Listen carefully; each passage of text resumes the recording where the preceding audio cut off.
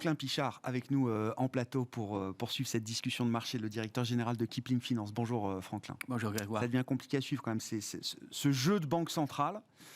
J'ai d'ailleurs certains invités qui me disent « Oh là là, c'est ennuyeux, on parle que de ça, on parle que des banques centrales, c'est technique, ça ennuie tout le monde. » Bon, c'est quand même ce qui fait le marché en ce moment, il n'y a pas de doute.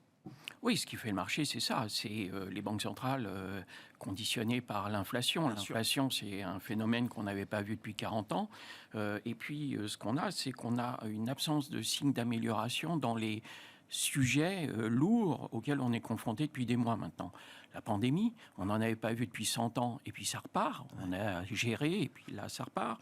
La guerre, ça fait 78 ans qu'on n'avait pas eu de guerre en Europe, et ça va s'enliser. On ne va pas en sortir. Ça ne va pas être bon pour notre zone.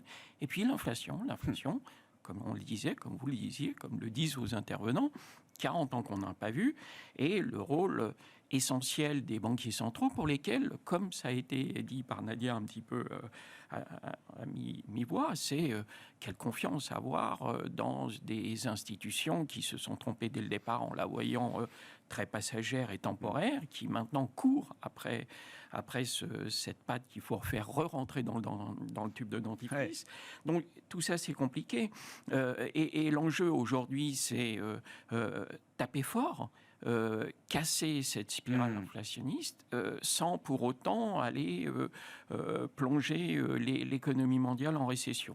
Donc ça, c'est une équation impossible à... Oui, parce que plus le temps passe, plus l'inflation s'installe à un niveau élevé, plus ce chemin, alors idéal, du soft landing, qui est l'espoir de tout le monde, qui était l'espoir de tout le monde, plus ce chemin-là se rétrécit. Oui. Les marchés, ils sont pas naïfs par rapport à ça. C'est-à-dire que quand la Fed monte ses taux de 75 points de base, effectivement, il faut comprendre pourquoi est-ce que les marchés sont soulagés. Parce qu'on va abattre l'inflation, mais la contrepartie, et les investisseurs en ont conscience, c'est qu'il y aura un coût économique à payer à un moment. Oui. On l'intègre bien, cette partie-là aussi. On l'intègre tellement bien, c'est que, souvenez-vous, il y a encore un mois, même 15 jours, on vous parlait de stagflation. Là, on oublie la stagflation, on vous parle directement d'une récession dont certains disent également que c'est peut-être aussi le passage obligé. Que c'est le meilleur outil pour combattre l'inflation et avec une récession. Sauf que là aussi, il faut pouvoir contrôler une récession, ce qui est pas évident. On cherche la récession la plus douce possible. C'est un peu ça l'idée maintenant. Et ce serait ça. Mais c'est un jeu dangereux. Et c'est vrai que dans cet environnement-là, pour répondre à votre question, oui, et vous l'avez cité à l'instant, vous parliez de l'Eurostock 50 qui rentre en bear market. On a eu le Nasdaq, on a eu le SP500, on a le CAC, on le rappelle, c'est 20% de baisse sur les plus hauts, et on voit ce phénomène de bear market qui a tendance à s'étendre sur les places mondiales, et donc ça ne va pas dans le bon sens, ça nous incite pas à rentrer dans les marchés. Et hier, on l'a vu, on a eu un rebond, bien sûr, tant mieux, on prend ce qu'il y a à prendre quand ça arrive, mais notre réflexion, on en parlait à la clôture avec Philippe Cohen, on a dit, mais on n'a pas eu ces hausses quand on a un rebond de 5, 7, 8, 9%. La plus forte hausse, c'était Valeo, autour de 5%, je crois. Et c'est-à-dire qu'on n'avait pas des rachats de positions short. C'est-à-dire que quand on a un vrai rebond des marchés, déjà ceux qui ont poussé les marchés à la baisse, qui appuient sur la tête des marchés et qui commencent à se racheter, ils se rachètent coûte que coûte. Ce sont des automates qui font l'opération, et vous avez les titres qui s'envolent et on a des hausses conséquentes. On n'a pas eu ce phénomène hier. Donc il y a eu effectivement de la part de certains des achats à bon compte, pensant qu'il y avait des opérations qui pouvaient être intéressantes à mener, et on a vu comme ça les valeurs qui prenaient 2-3%. Mais c'était pas dans des volumes d'abord gigantesques, et ensuite c'était pas des rachats de short. Donc vraiment on n'a pas construit les bases d'un rebond durable du marché. Oui, c'est ça, parce qu'on a en tête alors les vieux dictons boursiers, acheter au son du canon, par exemple.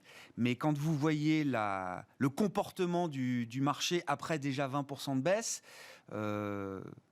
cette recommandation de vieux boursiers, pour l'instant, elle ne s'applique pas. Non, pour le moment, elle ne s'applique pas.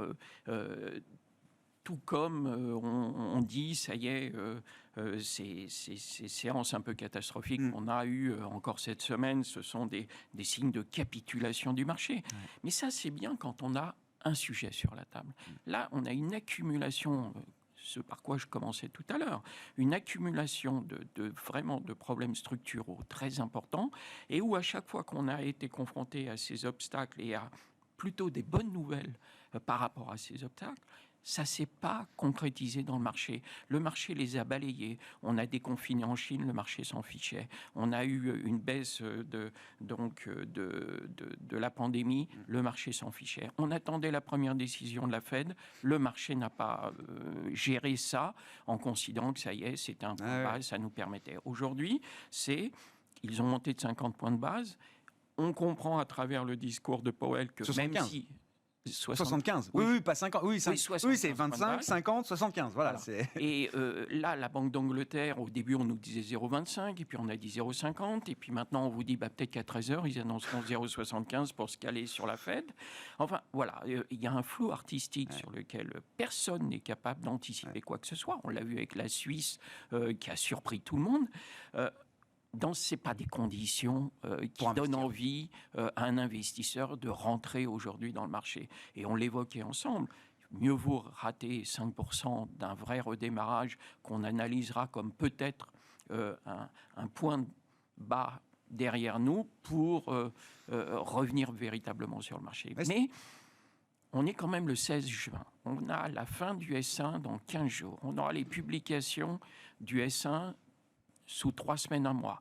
Vous l'avez dit, on aura les Fed, la BCE, on aura des réunions en juillet. Qui, aujourd'hui, à la veille des publications du S1, avant d'autres décisions drastiques des banquiers centraux et toutes celles qu'on ne connaît pas entre-temps, aura véritablement envie d'investir avant de partir en vacances? Je ne suis pas convaincu qu'il y ait beaucoup d'élus qui lèvent le bras. Surtout, ce qui est très piégeux, et c'est vrai que là j'aime bien qu'on explique un peu comment on navigue dans des marchés baissiers, parce que ça fait longtemps qu'on n'a pas vu un bear market s'installer. Alors on a eu des bear markets très rapides, oui, la pandémie, mais ça a duré quelques jours, quelques semaines, voilà, c'était pas un bear market structurel ou fondamental d'une certaine manière. Donc, peu d'investisseurs ont connu des vrais bear markets, et il y a toujours ce piège des rebonds dans les marchés baissiers, des rebonds qui peuvent être très importants, mais qui peuvent faire aussi beaucoup de dégâts chez des investisseurs qui se laisseraient un peu aveugler justement par ce type de réaction de marché ou de correction à la hausse. Oui, il faut garder beaucoup de sagesse dans ces marchés-là et éviter les excès. Effectivement, c'est une crise grave, on en a déjà eu, même aussi grave si on remonte très loin. Il faut savoir essayer de les gérer intelligemment. Certes, on n'a pas envie d'investir, mais toute chose égale par ailleurs. Quelqu'un qui n'a pas de titre aujourd'hui sera tenté de regarder un petit peu des titres qui sont quand même achetables. Acheter de l'air liquide aujourd'hui, franchement, acheter des valeurs un peu défensives, acheter du Sanofi, mettre un peu de bancaire pour lesquels on a des rendements entre 8 et 10%. On peut commencer à mettre un petit doigt dedans, mais un investisseur averti n'irait pas mettre plus de 30% ou 20% pour faire un premier geste dans un portefeuille. Quant aux autres, ceux qui sont davantage investis, sont dans le marché, là, c'est compliqué, c'est difficile, mais il faut avoir le courage de dire que le pire est peut-être derrière nous, mais qu'il n'est peut-être pas totalement soldé. Et dans ce cas-là, on se dit que, alors on considère que les bonnes nouvelles sont à venir, mais que pour le moment, elles ne se traduisent pas dans les cours et qu'il n'y a pas de raison que ça change à très court terme, on continue de faire du cash. J'ai évoqué à plusieurs reprises le fait qu'on faisait 20, 30. Maintenant, on se dit il faut peut-être monter dans certains portefeuilles des clients qui sont... faut pas hésiter à le dire, on a des clients plus fragiles qui ne sont pas coutumiers des marchés financiers et qui sont parfois au bord de la panique. Ceux-là, on les accompagne, on refait 50% de cash dans un portefeuille. Ça permet d'être tranquille, quoi. Ça permet d'être tranquille. Et puis après, on met 30% de value, 20 ou 25% de value, 25% de croissance, ou selon les profils, 30% de value, 20% de croissance et vice-versa. Mais l'idée, c'est, quand ça repartira, on s'en apercevra. On rattrape peut-être 5%, comme on disait tout à l'heure, mais en tout cas, quand ça prend 5, on se dit non, ça va rebaisser. Et puis, si vous êtes vraiment en dehors totalement du marché, là, vous ne rentrez pas dedans. Quand je dis que je raterai 5%, c'est pour ceux qui vont avoir gardé leurs 50%. Ces 50% créeront de la valeur. Ils vont peut-être baissoter encore un petit peu, mais c'est le prix à payer pour ne pas rater le rebond. Le rebond, certains, alors je touche le bois, pourquoi ne pas les croire, qui vous disent qu'on pourrait redevenir flat à la fin de l'année. On entend tout et n'importe quoi. Bien sûr, non mais... Mais quand on regarde le CAC possible. 40, vous regardez les performances les meilleures, Thales 52%, la moins bonne, Hermès 36%. Vous imaginez. Et quand on regarde la majeure partie des valeurs du CAC 40, les grandes belles valeurs, hein, les Schneider, Saint-Gobain, etc. On est à des moins 25, moins 30% depuis le début de l'année. Donc on a véritablement une baisse profonde et structurelle des marchés du CAC et aussi bien un environnement macro délétère et micro qui subit cet environnement-là, avec des prévisions où on a du mal à croire que les entreprises auront un discours positif fin juin. Donc, il faut rester prudent, il ne faut vraiment pas y aller beaucoup dans le marché. Et si on est encore trop investi, il n'est pas trop tard pour commencer à faire du cash, pour en faire encore un peu plus et passer un été tranquille, comme vous le disiez. Merci beaucoup Franklin. Franklin Pichard avec nous tous les 15 jours, le jeudi à 12h30 dans Smart Bourse, directeur général de Kipling Finance. Voilà pour cette édition, on se retrouve à 17h en direct pour une nouvelle heure ensemble sur Bismart.